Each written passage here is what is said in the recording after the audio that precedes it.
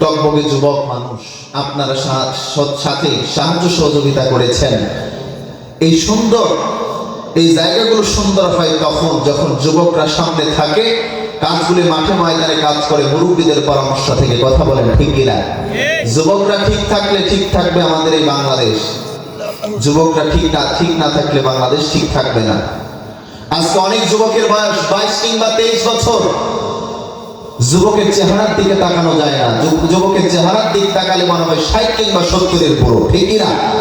কেন তোমার এই অবস্থা? কি হয়েছে তোমার এই চেহারার বিকৃতি কেন এমন হয়েছে? বলে হুজুর কি বলবেন, আমি তো সিগারেট খোর, আমি তো ইয়াবা খোর। ঠিক না? নাই ঠিক বলতো তো ভয় পান, এই এলাকায় সিগারেট খোর আছে।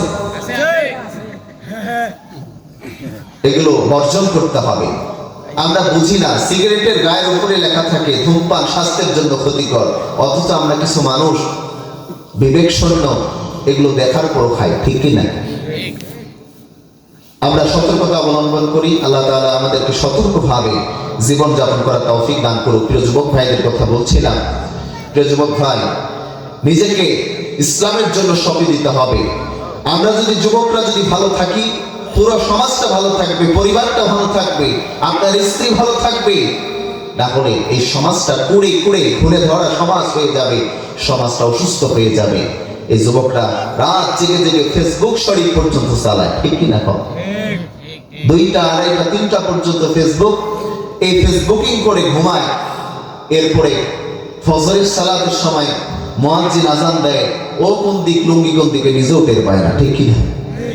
অথচ মসজিদের মধ্যে মুরব্বীদেরকে বেশি পাওয়া যায়। এই শীতকালে কারা মসজিদে বেশি? মুরব্বী নাকি? মুরব্বীরা না, কিন্তু ঠান্ডা কার বেশি? মুরব্বীরও তো বেশি। কিন্তু যুবকরা দেদারসে নাক দিকে ঘুমাচ্ছে, আর মুরব্বী কাঁপতে মসজিদে যাচ্ছে। আমি যুবকদেরকে বলতে চাই, যুবক ভাইরা, আপনাদেরকে এই কর্ণধার করতে হবে। আপনাদেরকে মসজিদের প্রথম কাতারকে ফিল আপ করতে হবে, তবে এই সমাজটা সুন্দর হবে। কথা বলেন ঠিক কিনা? না হলে এই সমাজ একটা সময় আস্থা করে গিয়ে পৌঁছে যাবে। আল্লাহ তাআলা আমার প্রিয় যুবক ভাইদেরকে ইসলামের জন্য কবুল করুক। আল্লাহুম্মা আমিন।